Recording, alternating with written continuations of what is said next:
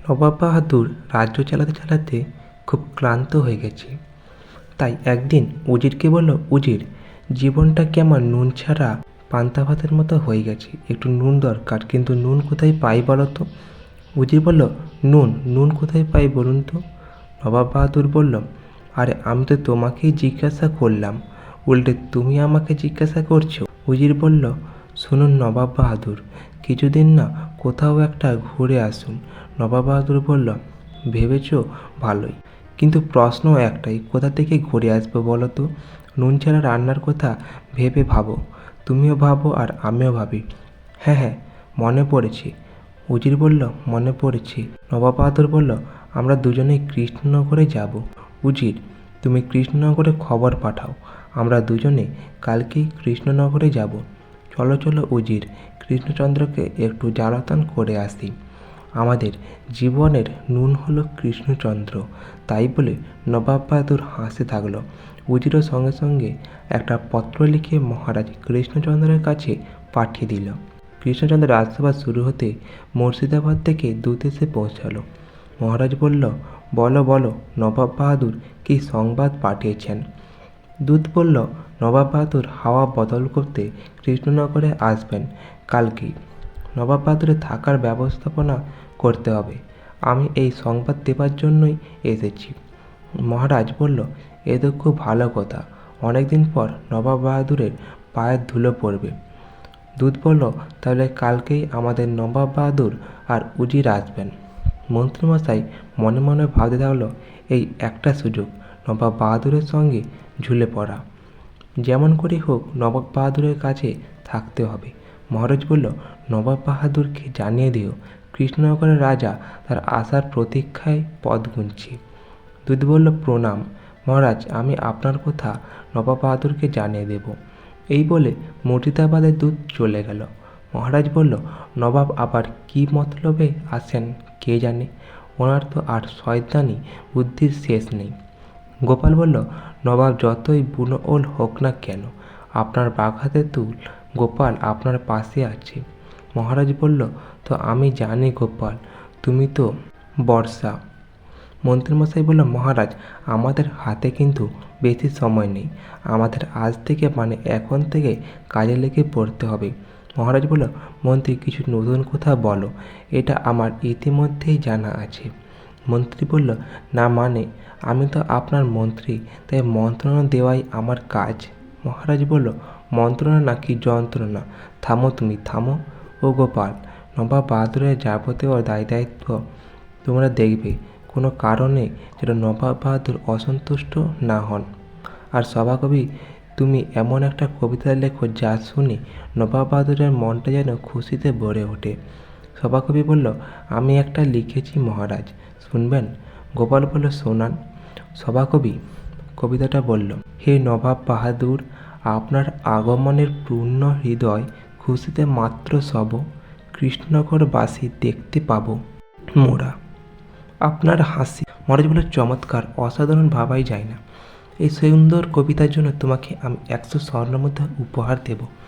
মন্ত্রী মনে মনে ভাবতে থাকলো, আমাকে মহারাজের বিশ্বাস পেতেই হবে। এই বলে মহারাজের পায়ের নিচে হাত জড়ো করে বলল, মহারাজ আমাকে কিছু দায়িত্ব দিন, আমাকে ক্ষমা করুন। মহারাজ বলল, না না, তোমাকে আমি ক্ষমা করতে পারলাম না। মন্ত্রী বলল, মহারাজ আর কখনো ভুল করব না, কথা দিলাম। আর একবার সুযোগ দিন, একবার মহারাজ, একবার। মহারাজ বলল, ঠিক আছে, তুমি খাওয়া দাওয়ার দায়িত্ব নাও, দেখো এই কিন্তু শেষ সুযোগ। মন্ত্রীমশাই আবার মনে মনে ভাবতে থাকলো, একবার তো নবাব বাহাদুরের কাছে যাবার সুযোগ পাই, তারপর নবাব বাহাদুরকে পটি আমি ঠিক একটা কিছু করে নেব। মহারাজ বলল, গোপাল, মন্ত্রীকে যদিও আমি খাওয়া দাওয়ার দায়িত্ব দিলাম, তবু তুমি ভেতর থেকে সব ব্যাপারটাই দেখবে। মন্ত্রী, তুমি যা করবে গোপালকে জিজ্ঞাসা করেই করবে, আমি চাই না নবাব বাহাদুর কোনো অসুবিধার মধ্যে পড়ুক। গোপাল বলল, মন্ত্রীমশাই, নবাব বাহাদুর যা খেতে চাইবেন আমাকে জানাবেন, আমাদের মহারাজের যেন অপমান না হয়। মন্ত্রীমশাই বলল, নিশ্চয়ই গোপাল, মহারাজের অপমান মানে আমাদের সবার অপমান, মানে আমাদের রাজ্যের অপমান, আর রাজ্যের অপমান মানে। আর তখনই মহারাজ বলল, থামো থামো, তোমাকে যতটুকু বলা আছে ঠিক ততটুকুই করো। নাও এবার সবাই কাজে লেগে পড়ো। এই বলে রাজসভার কাজ শেষ করলো। পরের দিন মুর্শিদাবাদ থেকে নবাব আর উজির কৃষ্ণনগরে আসলো। মহারাজ বলল, কি সৌভাগ্য আমার, নবাব বাহাদুরের পায়ের ধুলো পড়ল এই কৃষ্ণনগরে, আমি তো ধন্য হলাম। নবাব বাহাদুর বলল, তুমি তো ধন্য হলে, আমি ধন্য হলাম কি না সেটা তো দেখতে হবে। গোপাল বলল, সেটা তো আমাদের আতিথেয়তা দেখলেই প্রমাণ পাবেন। নবাব বাহাদুর সভাকবি তার বানানো কবিতাটি শোনালো। নবাব বাহাদুর সভাকবি সেই কবিতাটা শুনে বলল, বাহ বাহ, কেয়া বাত, বহুত খুব, বহুত খুব। সভাকবি বলল, আমি ধন্য হলাম নবাব বাহাদুর। উজির বলল, যাব না, আমরা কি এখানে দাঁড়িয়ে থাকবো? মহারাজ বলল, না না, সে কি, আসুন আসুন, আপনাদের আহার আর শয্যার প্রস্তুত। মহারাজ নবাব বাহাদুর আর উজিরকে রাজবাড়ির ভেতরে নিয়ে গেল আর বলল যে, এই ঘরটা নবাব বাহাদুর আর আপনার পাশের রুমটাই হলো উজিরের। তা গোপাল, নবাব বাহাদুরের আহার প্রস্তুত তো? গোপাল বলল, হ্যাঁ হ্যাঁ প্রস্তুত মহারাজ। নবাব বলল, আমাদের দুজনেরই খাবার আমার ঘরেই নিয়ে এসো। মন্ত্রীমশাই বলল, আমি এক্ষুনি ব্যবস্থা করছি। নবাব বলল, আমি আর আমার উজির এক ঘরেই থাকবো, আমার ঘরের উজিরের খাট পাঠানোর ব্যবস্থা করো। মহারাজ বলল, ঠিক আছে ঠিক আছে, আপনি যেভাবে ইচ্ছে থাকুন। গোপাল মনে মনে ভাবতে থাকলো, নবাব আর উজির একসঙ্গে এক ঘরে থাকবেন, কিন্তু কেন? এদিকে মন্ত্রীও মনে মনে ভাবতে থাকলো, নবাব বাহাদুরের তার উজিরকে কত ভালোবাসে, সর্বদা চোখে হারায়, আর আমারটা সবসময় বকবকানি করে, সবটাই কপাল। সেই দিনটা ভালোই কাটল। কিন্তু পরের দিন মন্ত্রীমশাই নবাব বাহাদুরের কাছে গিয়ে বলল, সুপ্রভাত নবাব বাহাদুর, ঘুম হয়েছিল? নবাব বাহাদুর বলল, ঘুম কে জানি, হয়েছিল মনে হয়। কে উজির, ঘুম হয়েছিল? উজির বলল, আমিও ঠিক বুঝতে পারছি না জাহাপানা, তবে যেটা এখন পাচ্ছে সেটা হলো খিদে। মন্ত্রী বলল, ও তা সকালে আপনারা কেন? নবাব বাহাদুর বলল, আমাকে দুটো সাদা বকের ডিম সেদ্ধ দেবে তো। মন্ত্রী বলল, কি, সাদা বকের ডিম? নবাব বলল, আর ডিমটা যে সাদা বকে সেটা আমার উজির পরীক্ষা করে দেখবে, যাও তাড়াতাড়ি নিয়ে আসো। মন্ত্রীমশাই সেখান থেকে মহারাজের কাছে গেল আর মহারাজকে সবটাই বলল। মহারাজ বলল, বকের ডিম কোথায় পাবো? মন্ত্রী বলল, তা তো জানি না মহারাজ, কিন্তু উনি ওটাই খাবেন। মহারাজ বলল, ও, এ তো মহা জ্বালাতন হলো, নবাব বাহাদুর কি এইভাবে জ্বালাবে? গোপাল কোথায়? গোপাল বলল, আমি এসে গেছি মহারাজ। মহারাজ বলল, শুনেছ গোপাল, বড়ই বিপদ। গোপাল বলল, কি হলো? মন্ত্রী বলল, বকের ডিম, সাদা বকের ডিম নবাব বাহাদুর খাবেন। মহারাজ বলল, তাহলেই বোঝো। মন্ত্রীকে কোথায় পাঠাই? কোথায় গেলে সাদা বকের ডিম পাওয়া যাবে? গোপাল বলল, হাঁসের ডিম সেদ্ধ করে নবাব বাহাদুরকে দিন, আর সেটা সাদা হাঁস জোগাড় করে রাখলেন, তারপর সবটাই আমি বুঝে নেব। মন্ত্রীমশাই গোপালের কথা মতোই হাঁসের ডিম সিদ্ধ করে নবাব বাহাদুরকে দিল। নবাব বলল, তোমার কি মনে হয় আমি বুদ্ধিহীন? এটা বকের ডিম। উজির বলল, বলুন জাহাপানা। নবাব বলল, এটা বকের ডিম, দেখে বলো।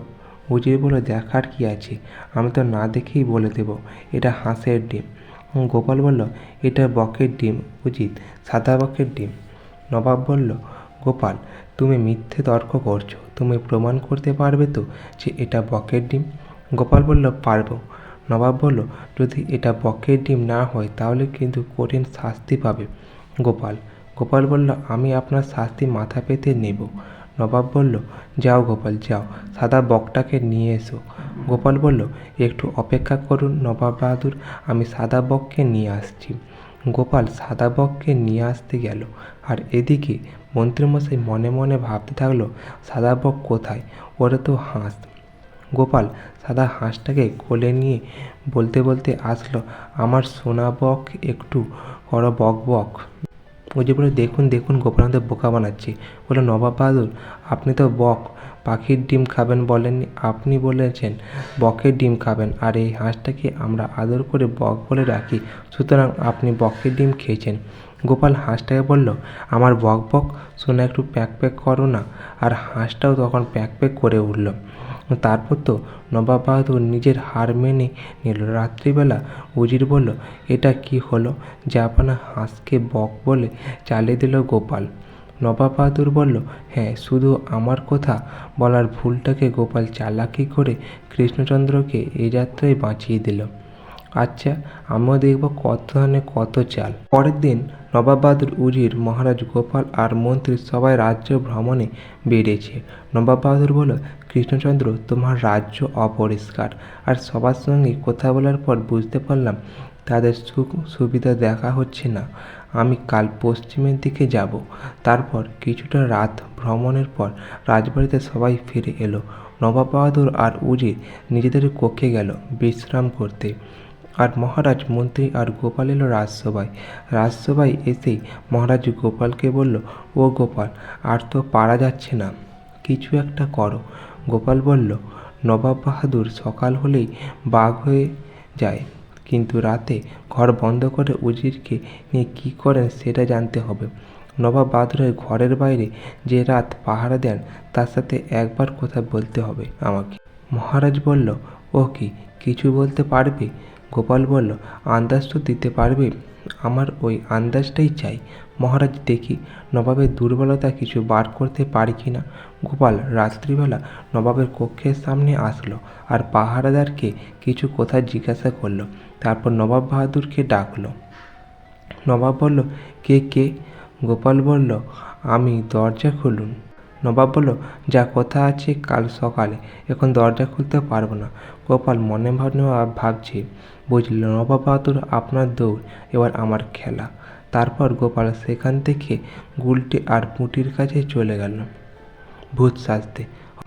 গুলটে আর পুঁটিকে খুব ভালোভাবে ভূত সাজিয়ে দিল। এদিকে নবাবের একবার ঘুম ভেঙে যাওয়ার পরে আর ঘুম আসলো না। নবাব বলল, উফ, আজ একটু বেশি গরম পড়েছে, কিছুতেই ঘুম আসছে না। উজির বলল, তাহলে দক্ষিণের জানালাটা একটু খুলে দেই। নবাব বাহাদুর বলল, না না, একদম নয়, নিষেধ ডাক। উজির বলল, আমি তো আছি জাহাপানা।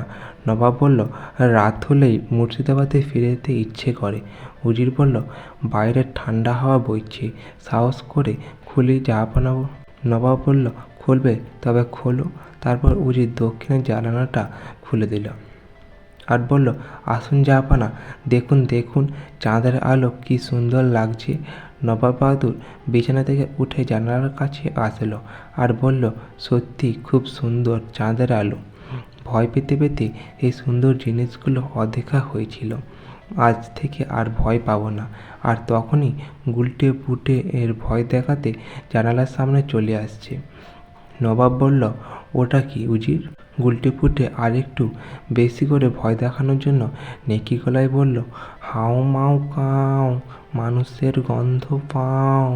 নবাব তো কাঁপছে আর বলছে, উজির, ভূত।